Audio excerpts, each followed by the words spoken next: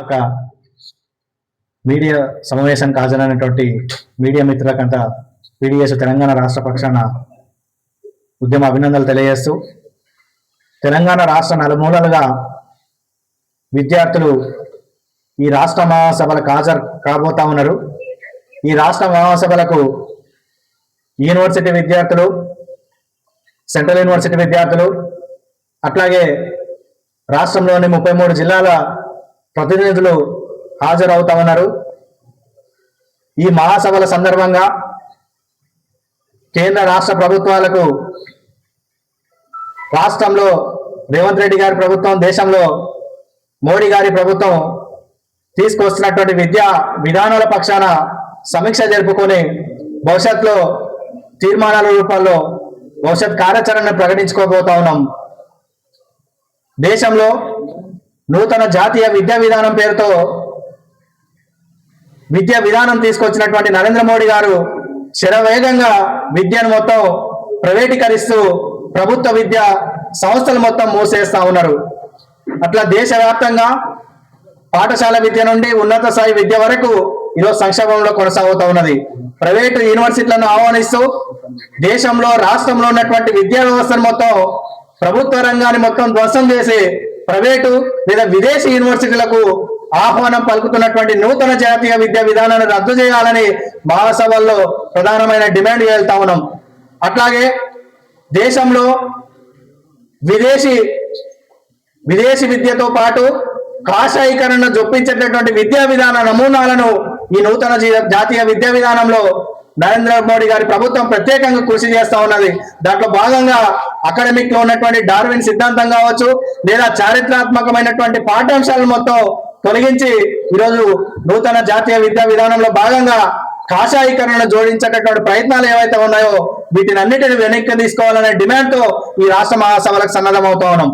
అట్లాగే రాష్ట్రంలో రేవంత్ రెడ్డి గారి పాలన ప్రజాప్రభుత్వంతో ఏర్పడి ఈ రోజు ఇప్పటికీ వేల కోట్ల రూపాయల ఫీజు రియంబర్స్మెంట్ బకాయిలు విడుదల చేయకుండా ఉన్నత విద్యను మొత్తం సంక్షోభంలో నెడుతా ఉన్నారు.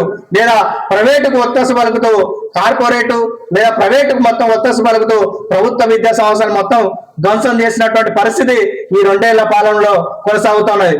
పేరుకు ఇంటిగ్రేటెడ్ స్కూల్స్ డెవలప్ చేస్తానని మాట్లాడుతూ ఉన్నా రాష్ట్రంలో గ్రామీణ ప్రాంతాల నుండి హై స్కూల్ విద్య, ప్రాథమిక విద్య, గురుకుల విద్యా సంస్థలను లేదా మోడర్న్ స్కూల్స్ కావచ్చు లేదా కేజీబీవీ లాంటి విద్యా సంస్థలను అభివృద్ధి చేయకుండా పేరుకు ప్రజల యొక్క ఆలోచన విధానాన్ని డైవర్ట్ చేయడం కోసం నువ్వు మోడర్న్ స్కూల్స్ లేదా ఇంటిగ్రేటెడ్ స్కూల్స్ అనే పేరుతో ఒక కొత్త విధానాన్ని ముందుకు తీసుకురావడం అనేది సరైనది కాదు.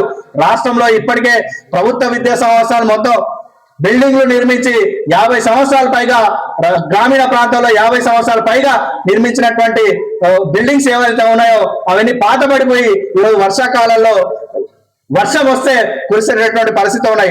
వాటిని బాగు చేయడం కోసం కృషి చేయండి అని మేము పీడీఎస్ విద్యార్థి సంఘంగా ఈ మహాసభల సందర్భంగా డిమాండ్ చేస్తా ఉన్నాం.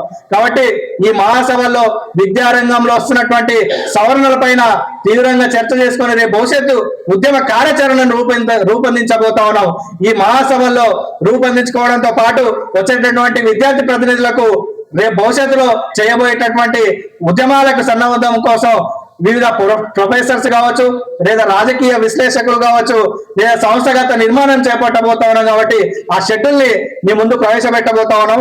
23వ తేదీన పీడీఎస్ రాష్ట్ర మహాసభల సందర్భంగా విద్యార్థి ప్రదర్శన నిర్వహిస్తా ఉన్నాం.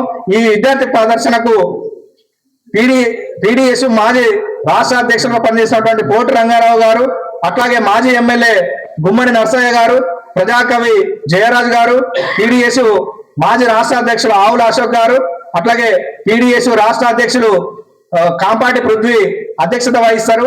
అట్లాగే జిల్లా నాయకత్వం, రాష్ట్ర నాయకత్వం అంతా ఈ రాష్ట్ర 23వ మహాసభల సందర్భంగా బహిరంగ సభలో ఉంటారు. 2వ రోజు 24వ తేదీన ప్రతినిధి సభ కొనసాగుతుంది. ప్రారంభ ఉపన్యాసకులుగా Hyderabad central university professor Lakshminarayana sir garu హాజరు కాబోతా ఉన్నారు.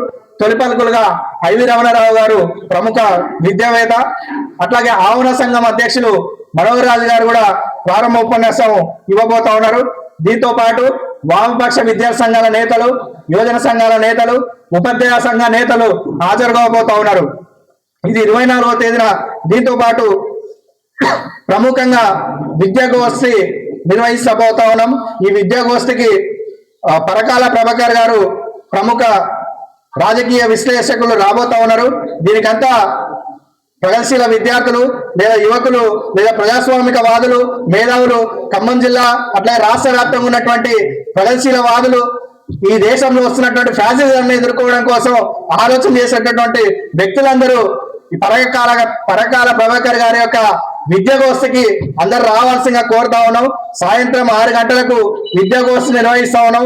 ఈ విద్యాగోష్ఠికి పరకాల ప్రభాకర్ రాజకీయ విశ్లేషకులు రాబోతా ఉన్నారు కాబట్టి ఉద్యమ అభిమానులు, మేధావులు, సానుభూతి పరులు, ప్రజాస్వామిక వాదులు, మీడియా మిత్రులందరూ కూడా హాజరై ఈ విద్యాగోష్ఠి కార్యక్రమంలో ప్రధానంగా ఈ దేశంలో రాష్ట్రంలో వస్తున్నటువంటి రాజకీయ పరిణామం కావచ్చు లేదా ఫ్యాసిజం ప్రతిఘటన విద్యార్థుల యొక్క కర్తవ్యాలు ఏంటనే దానిపైన విద్యాగోష్ఠి ప్రధానంగా జరుగుతుంది కాబట్టి దీనికి వచ్చి మీరు అందరూ విజయవంతం చేయాల్సిందిగా కోరుతా ఉన్నాం. అట్లాగే 25వ తేదీన విద్యారంగం సంక్షోభం అనే రెండు క్లాసులు కొనసాగించుకుంటా ఉన్నాం. విద్యారంగం సంక్షోభం అనేటువంటి క్లాస్ కి Osman university arts college vice principal professor Konda Nageshwar గారు హాజరు కాబోతా ఉన్నారు.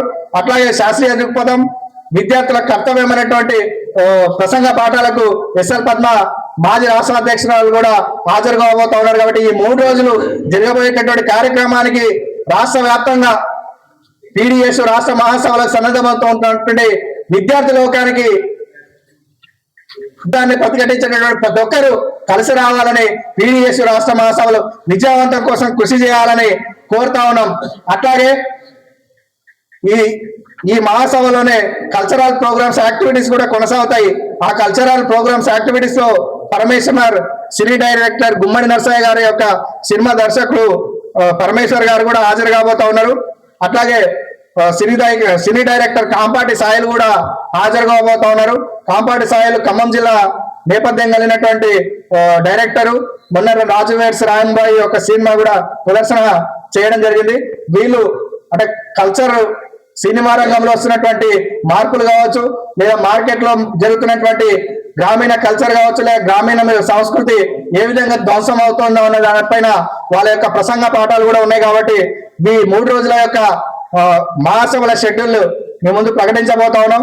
ఈ మహాసభలను విజయవంతం చేయడం కోసం మీడియా మిత్రులు కూడా మీ సమయాన్ని కేటాయించి మా మహాసభల విజయవంతం కోసం ప్రత్యేకంగా కృషి జరపాలని, అట్లాగే ఈ ప్రతి ఒక్క మహాసభల యొక్క ర్యాలీ ప్రదర్శన లేదా 2 రోజుల ప్రతినిధుల సభకు మీరు కూడా కొంచెం రాష్ట్ర స్థాయిలో మీ డెస్క్ల ద్వారా మాట్లాడి దీన్ని కొంచెం కవరేజ్ చేయడం కోసం కృషి చేయాలని, ప్రత్యేకంగా రాష్ట్ర మహాసభలు కాబట్టి దానికోసం మీరు అందరూ కూడా కొంచెం కృషి చేయాలని తెలియజేస్తూ ముగిస్తా ఉన్నాం.